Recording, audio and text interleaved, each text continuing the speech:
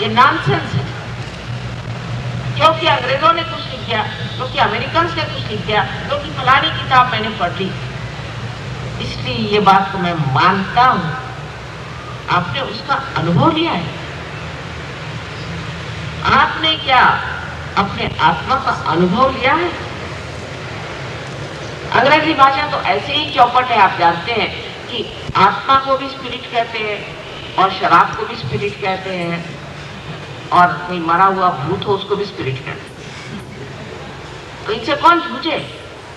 इनको कोई पवित्रता का मतलब मालूम है? इनको कोई ऑस्पिशियसनेस का मतलब मालूम है? ये क्या कोई भगवान की बात जानते हैं? इनसे कौन जूझे और कौन बताए? और आप लोग उन्हीं को जाकर बुझाइए, अपने बुद्धि को मानेंगे। आपके बुद्धि से आप जिस खाई में ये पड़े उसी खाई में जाके गिरे। इत्तेफाक है कि मैं इतने देश परदेश में रही, इत्तेफाक की बात। मैं कभी नहीं समझ सकती थी कि इंसान इतना गिर सकता है, इतना गया बीता हो सकता है, और बुद्धि का भ्रम इतना उसके अंदर है, और इतना जबरदस्त अहंकार कि जिसे कहते हैं जो चीज गलत है, जो बिल्कुल ही अपवित्र है, जो अधार्मिक है, उसी को धर्म समझ लेना, उसी में रत रहना, उसी में समय बर्बाद। आत्मा का तत्व हमारे अंदर निश्चल रहता है, हिलता नहीं, और वो क्षेत्र को जानता है, वो सब जानता है। जब तक हमारा चित्त आत्मा से आलोकित नहीं होता है तब तक उसमें चल भी चलता है। पर जैसे ही आत्मा से आलोकित हो जाता है वैसे ही आनंद की लहरियां, सौंदर्य लहरियां जिसका वर्णन किया गया, बहना शुरू, हाथ से बहना शुरू होता है। वहां शब्द इस्तेमाल करते हैं वाइब्रेशन, वो करते हैं, लेकिन वाइब्रेशन का मतलब क्या? वाइब्रेशन मैंने कोई भी चीज हिली उसका नाम वाइब्रेशन थोड़ी है। ये वाइब्रेशन, ये जो हाथ से बहने वाली लहरियां, जो पैर से बहती है, जो सारे शरीर से फूट फूट करके बह रही है, जिन्होंने सारी सृष्टि की रचना की है, जिससे ओंकार बनते हैं, ये वो चीज जिसने कि सारे ब्रह्मांड में अपना राज्य प्रस्थापित किया हुआ है, ये वो चीज जो कि हर एक चीज का तत्व है, जो ईथर का भी तत्व है, जिससे कि आज आप ब्रॉडकास्टिंग करते हो, ईथर का भी वो तत्व है, सारे पंच तत्वों का वो तत्व है। उस तत्व का जो अधिष्ठा है, उसका जो राजा है, वो आत्मा आपके हृदय में बसता है। पूर्व जन्म के अनेक पुण्यों की वजह से इस पुण्यवान भूमि में आपका जन्म हुआ, लेकिन इस जन्म में न जाने क्या हो गया है कि अच्छे भले लोग दुनिया से दूर न जाने किस गलत रास्ते पर चले जाते हैं। इसको मैं ये नहीं कहूंगी कि हम लोगों पे दूसरों का राज्य रहा या कोई हमारी कमी रही, या हमारे यहाँ भी पंडितों ने और ब्राह्मणों ने और तरह के जो ऐसे लोग जो पैसा कमा रहे धर्म के नाम पे, अनेक हमारे अंदर भ्रम मान, लेकिन वो भ्रम डाल भी दिए हैं तो हमको देखना तो चाहिए। धर्म के नाम पे अत्यंत अत्याचार हुए मान, इसलिए बहुत से लोग कहते हैं हम भगवान पे विश्वास नहीं करते, लेकिन जो सत्य है उसको पाने की ओर हमारी दृष्टि होनी ही पड़ेगी। आज ऐसा समय है कि इस समय अगर आप चूक गए तो न जाने किस संकट में आप फंस जाएंगे। इधर कैंसर खड़ा है, उधर में भूखमारी पड़ी हुई है, उधर में आतंक पड़ा हुआ है, दुनिया भर के हाहाकार चारों तरफ है। इस वक्त कमल जैसे जब तक आप इस कीचड़ से बाहर नहीं निकलेंगे और कोई तरीका आपके पास नहीं है, और वो निकलने का तरीका आप अपनी बुद्धि से नहीं लगा सकते। बुद्धि से परे परमात्मा का जो अनंत आशीर्वाद हमारे अंदर आत्मा स्वरूप है, उसी से आप पा सकते हैं, और आपके अंदर ये आत्मा विराजमान है। पहली बात, उसको प्राप्त करने की शक्ति आपके अंदर है और वो सहज ही होती है, लेकिन बुद्धि इसको मानती है। और बुद्धि का दूसरा भी एक लगाव है बड़ा भारी, जहां हम अटक जाते हैं, वो ये कि लोग कहते हैं कि माता जी ये आप ही क्यों करते हैं। मैंने कहा भाई आप करो, बड़ा अच्छा, मैं तो घर बैठू। आज सवेरे से आप मेहनत करते करते किसी तरह से यहाँ पहुंचे, लेकिन पहुंच गए क्योंकि आप लोग चाहते हैं कि आपका आत्म साक्षात्कार। और ऐसे भी लोग हैं, वो सोचते हैं कि नहीं माता जी तो भाई आपसे कोई हमारा लेना देना नहीं होता, आपसे हमें कोई पैसा नहीं चाहिए, हम आपको, आप हमें देंगे, हम तो यहाँ देने को बैठे हैं, आपको हम दे नहीं सकते, कुछ भी नहीं देंगे। पहला हिसाब लगा। कोई ऐसा इंसान आपने देखा भी नहीं होगा कि जो कुछ भी नहीं लेना चाहता और इतनी मेहनत करता है। तो समझिए कैसे ड्रामा है, समझिए। तो लेने में क्या हर्ज है साहब? लेने में आपको वैसे तो कभी हर्ज नहीं होता, तो सहयोग करने में हर्ज क्या है? हर्ज यही है अहंकार। बुद्धि के ऊपर एक अहंकार ऐसा जड़ता से बैठा हुआ है, और वो भी है ये जो सुशिक्षितता है, उस बड़ी बड़ी पंडित मूर्ख है जो कबीरदास जी ने कहा था, वो आप आजकल देखें, और यह महामूर्खता का लक्षण है। और वही आज आप देख सकते हैं कि सब कुछ होते हुए भी आज वो समाज सहयोग को प्राप्त कर रहा है जो देहातों में रहे। चिट्ठी आती है, हम तो आनंद के सागर में तैर रहे हैं, माँ तुमने तो हमको सब कुछ दे दिया, सस्य श्यामलाम भूमि में हमारी खेती लहरा रही है, सुंदर, हम तो कुछ करते नहीं, सब अपने आप हो रहा है, परमात्मा वास्ते काम कर रहे हैं, सब तुकाराम बन गए। लेकिन शहरों में बड़ा प्रश्न खड़ा हो, उसकी वजह है ये अविद्या जो सीख ली, उस अविद्या के कारण हमारे अंदर महान घोर अंधकार अहंकार आ गया। अहंकार से परे परमात्मा सवाल। अहंकार तो एक आपकी छाया है जो कि सत्य भी नहीं है। अहंकार आपकी छाया मात्र, जैसे कि आप प्रकाश से दूर खड़े हो जाइए, आपकी छाया, लेकिन आप प्रकाश के नीचे खड़े होइए तो कोई छाया नहीं आएगी।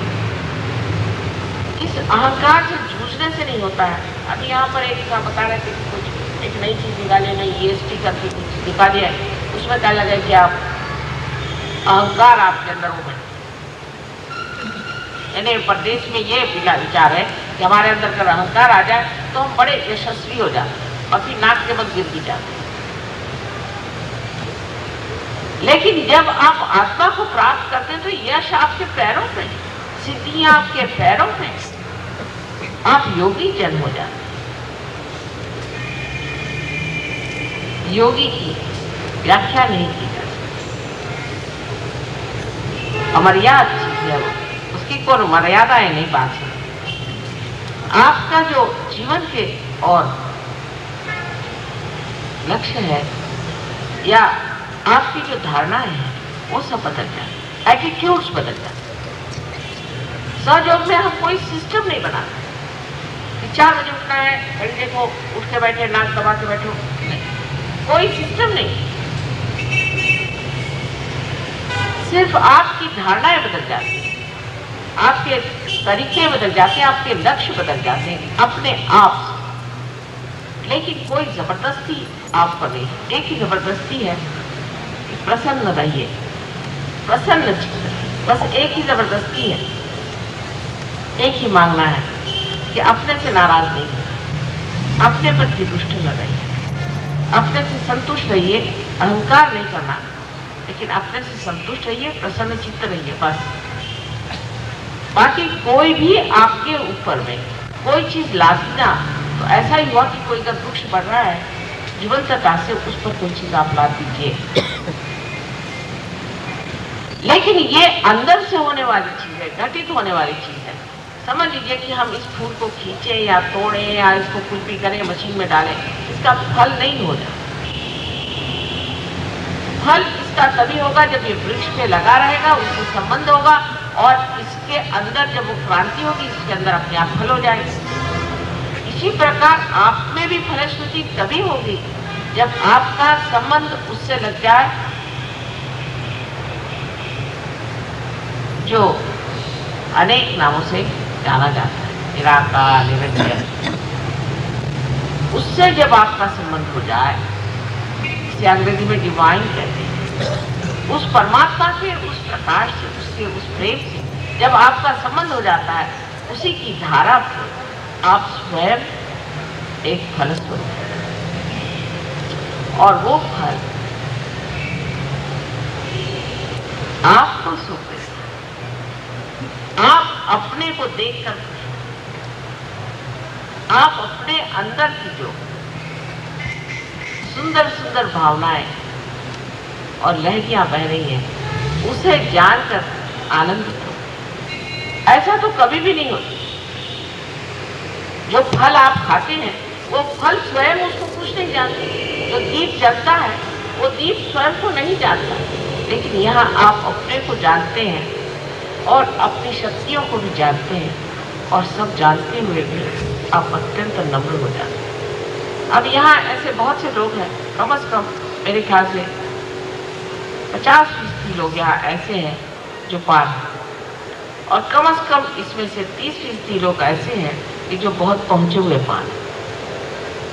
लेकिन आप देखिए तो आप ही जैसे उनकी शक्ल दिखाई देगी, आप ही जैसे कपड़े पहनेंगे, रहन सहन वही रहेगा, लेकिन अंदर से मस्ती रहेगी। शक्ल फर्क हो जाएगी, आप एकदम पहचान सकते हैं कि योगी जन है। आंख में चमक होगी, मुंह पे रौनक होगी, एक अजीब हंसता हुआ फूल जैसा चेहरा हो, एक मस्ती होगी। जैसे कहा गया है कि जब मस्त हुए फिर क्या बोले। अब जब मस्त होगा तो उसको बोलेंगे, वो तो अनुभव की बात है। और ये अनुभव को प्राप्त किए बगैर आप दिमागी जमा जो करते हैं, वो सारा समय बर्बाद करना, मेरा भी और आपका भी। अब समय तो कम है और मैं चाहती हूँ कि आप अनुभव को पहले प्राप्त करें, पर अनुभव प्राप्त होने के बाद भी उस पर लोग विश्वास नहीं करना चाहते। मनुष्य इस कदर आत्मा संवेदनशीलता उसकी इतनी कम हो गई, इसे कहते हैं कि ब्लंट हो गई है, कि जब तक उसमें कुछ सेंसेशन नहीं दिया जाए उसकी समझ में नहीं आता। इसलिए आजकल का जो म्यूजिक चलता है वो ऐसा सुंदर नहीं होता है, जो सेंसेशन होना चाहिए, जिससे आदमी की खोपड़ी में घुस के, सर में घुस के, कान में घुस के, नाक में घुस के, किसी तरह से जाके वो नर्व में घुसे।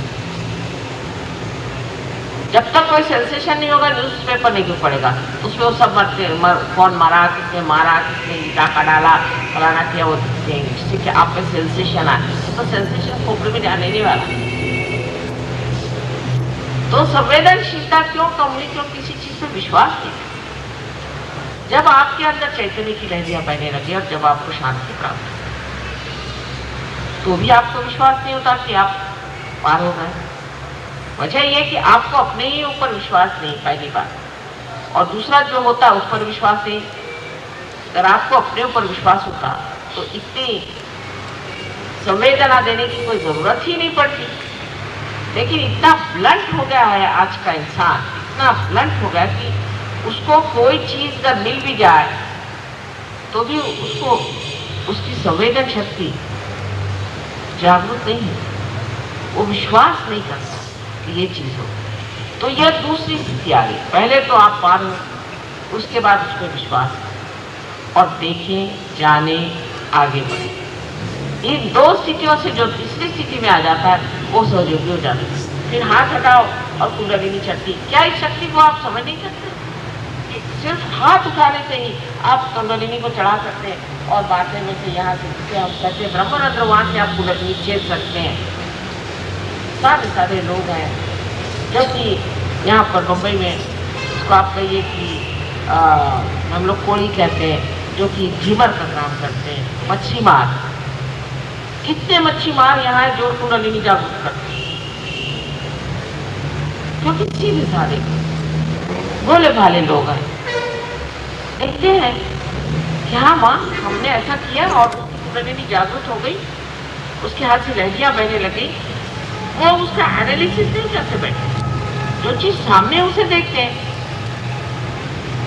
लेकिन आपकी आदत ऐसी कि हर एक बात हाल उतारे, तो कैसे कोई समझा सकता?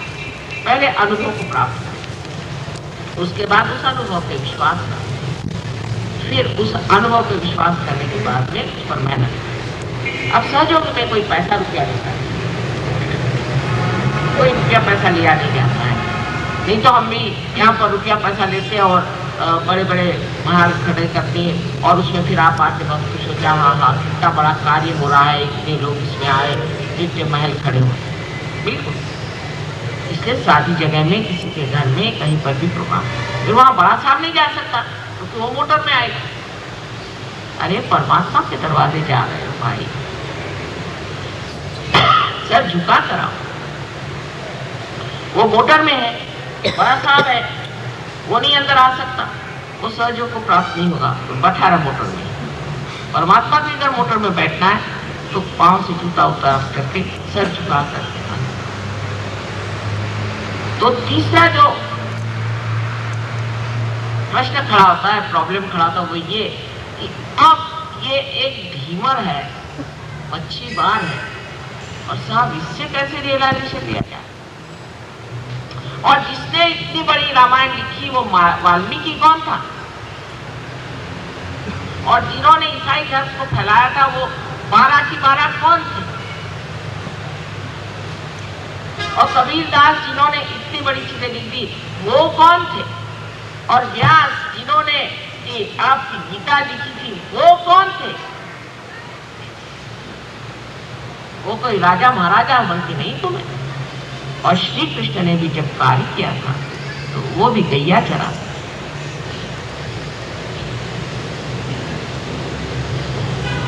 आप लोगों को यही तो मुश्किल है समझाना कि भाई ऐसी जगह जहाँ कुटिया हो, जहाँ जिस तरह से भी परमात्मा कार्य हो रहा है, वहां जाओ, बैठो, मेहनत करो, वहां पाओ।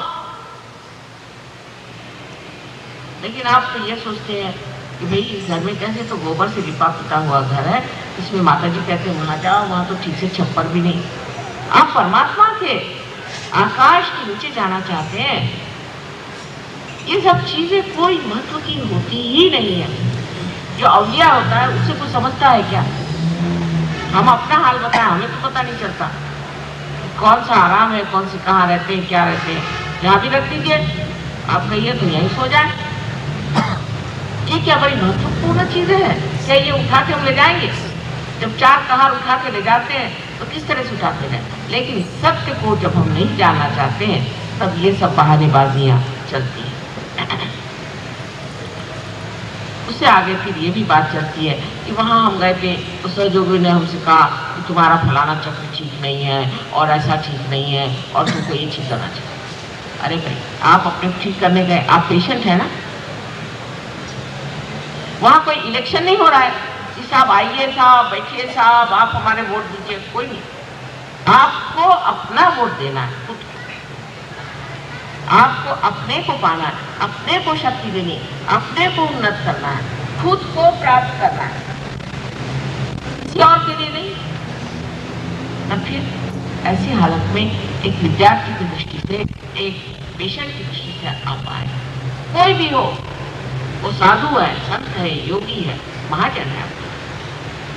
पहले जमाने में आपके देश में कोई भी साधु संत किसी राजा कहीं चला जाए तो आश्रम के उसके चरणों में आते थे। आपको शिवाजी का उदाहरण मालूम है, जब रामदास स्वामी उनके यहाँ पहुंचे भीख मांगने तो उन्होंने सब अपना सारा साम्राज्य उनके झोली में डाल दिया। ऐसे ऐसे महान लोग हमारे देश में हो गए, यही सामने हो गए। अब मराठों में ऐसे देखती हूँ मैं, कौन शिवाजी को जो मानते हैं, कौन एक करने वाला मिले तो। शिवाजी को मानने का मतलब है शिवाजी जैसे होना।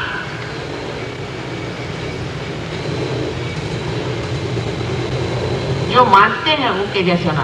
नानक को मानते हैं, नानक के जैसे होना चाहिए, तब नानक को मानते हैं। ये नहीं कि नानक साहब का नाम लेकर के और दुनिया भर की खुराफात की। ईसा मसीह को मानते हैं और ईसा मसीह के नाम पे करोड़ों करोड़ों रुपयों के उन्होंने जेवरात खरीद करके पोप बन के घूम रहे हैं और अपने गरीब देश पर आकर के यहाँ पर शान दिखा रहे हैं। एक से एक सब निरंतर चोर है। मैं आपसे जितने भी धर्म गुरु हैं एक से एक सब गिलंदर चोर, मुझे एक भी आज तक सही नहीं मिला, चाहे वो किसी भी धर्म का। मैं ललकार कर कहती हूँ कि अगर मैं झूठ कह रही हूँ तो ये लोग मेरे पे केस कर। लेकिन हम लोग इनके चक्कर में क्यों रहते हैं?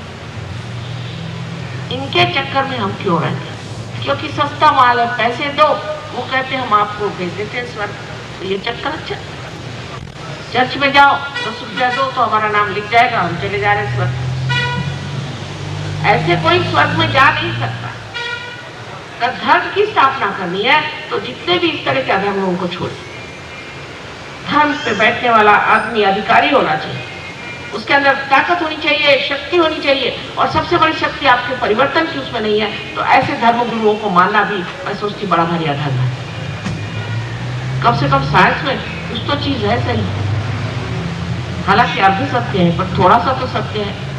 पर इन धर्मों में तो जरा सा भी सत्य कहीं नजर नहीं आता। कोई भी धर्म गुरु मुझे आज तक नहीं मिला जिसके रियलाइजेशन तक हुआ, इसके अंदर कुंडलिनी का प्रवाह चला। इतने बड़े झेल के गुरु यहाँ आए थे, झेल बड़े भारी बनते हैं, उनके पास हजारों पता नहीं क्या मोटरें हैं और लाखों लोग उनके पीछे उनकी किताबें चली हुई हैं, फलाना ठिकाना। और उनकी तबीयत खराब थी तो मुझे बुलाया, तो मैंने कहा भाई तुम झेल के गुरु कैसे बने? पहले क्यों? मैंने कहा तू तो पार नहीं, उसको कश्यप कहते। मैंने कहा तुम तो काश्यप नहीं हो, कश्यप होना चाहिए। तुम काश्यप नहीं हो, तुम गुरु कैसे बने? कहने लगे कि हाँ बात यह है कि हमारे यहाँ तो काश्यप हुए नहीं, 26 काश्यप हुए 12 सेंचुरी तक, तब से हो गए। तो मैंने कहा फिर तुम वहाँ क्या कर रहे? कल मैं अपना काम कर रहा हूँ। मैंने कहा काम क्या कर रहा? परमात्मा का काम तुम लोग कर सकते हो, इसकी एक विशेष अधिकार की शक्ति होनी चाहिए। वो अधिकार की शक्ति कोई सरकारी नहीं होती है, परमात्मा के सरकार से वो शक्ति आती है। और जब ऐसी बातें समझ में आएंगी तभी आपके अंदर सत्य आएगा, नहीं तो आ नहीं सकता। सहयोग के अनेक लाभ हैं, ये मैं मानती हूँ। इससे कैंसर की बीमारी ठीक हो जाएगी, दुनिया भर की बीमारियां ठीक हो जाएगी, सब तकलीफें दूर हो जाएंगी, सब सुख हो जाएगा, सब कुछ। पर इसमें एक बात जानना है कि सहयोग में आपको कोई भी झूठा सर्टिफिकेट नहीं मिलता है, आपको होना पड़ता है। आपको कुछ न कुछ होना पड़ता है, और उसके लिए आपको कुछ त्यागना नहीं होता, सिर्फ अपना अहंकार त्यागना होता है। फिर उसके लाभ होते हैं, फिर उसके लाभ होते हैं। डॉक्टरों की कोई जरूरत नहीं, बीमारी की कोई जरूरत नहीं। आपके घर बच्चे बीमार हैं, उनको अगर तकलीफ हो, कोई आदमी पागल हो, कोई हो, सब ठीक हो जाए। और पहली बात यह है कि सहयोग में आप प्राप्त हो, इस स्थिति में आप आ जाएं कि आप स्वयं दूसरों को दे सके, फिर आगे बात करें। और ये देने की शक्ति आपके अंदर है, बहुत आसान है। इस बम्बई शहर में न जाने आज मेरे ख्याल से करीबन 16 वर्ष हो गए होंगे मैं मेहनत कर रही हूँ, और देखती हूँ कि धीरे धीरे लोगों की समझ में आना और बात ठिकाने से लगी। क्योंकि यहाँ घोर कलयुग है। घोर कलयुग में जरूर इंसान परमात्मा की ओर झुकता है, लेकिन बाकी जो दोष हैं कि हमेशा गलत चीज को, असत्य को सत्य मान लेना, उसके कारण ही वो सहयोग में उतर नहीं पाता। आप सबसे एक ही कहना है, मैं यहाँ एक ही दिन के लिए आई हूँ, उसमें कितना कह सकती हूँ कि सत्य का वर्णन, अनुभव का वर्णन करिए। कोई झूठ मूठ कहे, हाँ मैं तो पार हो गया, मेरे वाइब्रेशन आ गए, मैं तो जानती हूँ। और आप क्यों झूठ, अपने से क्यों झूठ बोलते, अपने को ज्यादा क्यों दे रहे हैं? एक नई व्यवस्था है, इसे की रूहानी व्यवस्था कहते हैं, जो कि परमात्मा की व्यवस्था है। उस व्यवस्था में आने से आप समझ जाइएगा कुछ भी नहीं करना पड़ता, सब वही करता है, सब वही देखता है। सिर्फ जो आनंद मिल रहा है उसको पीना चाहिए और मजा उठाना चाहिए, फिर कोई जरूरत नहीं किसी चीज। फिर कुछ मांगना नहीं रह जाता, फिर देना ही बन पड़ता है। मनुष्य अकस्मात एक देने वाला बड़ा इंसान। ये बहुत सारे लोग बनने वाले हैं और बनेंगे, लेकिन आप उनमें से हैं कि नहीं, ये आपका निर्णय है। आपकी स्वतंत्रता के आगे मैं नहीं, न ही मैं उसको ललकार सकती हूँ, पर मैं उसका पूर्ण तरह से स्वीकार करती हूँ और आदर के साथ ही कहना है, अपनी स्वतंत्रता में आपको पाना है, कोई जबरदस्ती से नहीं, स्वतंत्रता में आपको पाना है। काफी समय हो गया है और सब लोग चाह रहे हैं कि आत्म साक्षात्कार को प्राप्त करें, और बहुत आसान चीज है, आप जमीन पर बैठे हैं चाहे कुर्सी पर बैठे हैं, जूते आप उतार लें बस।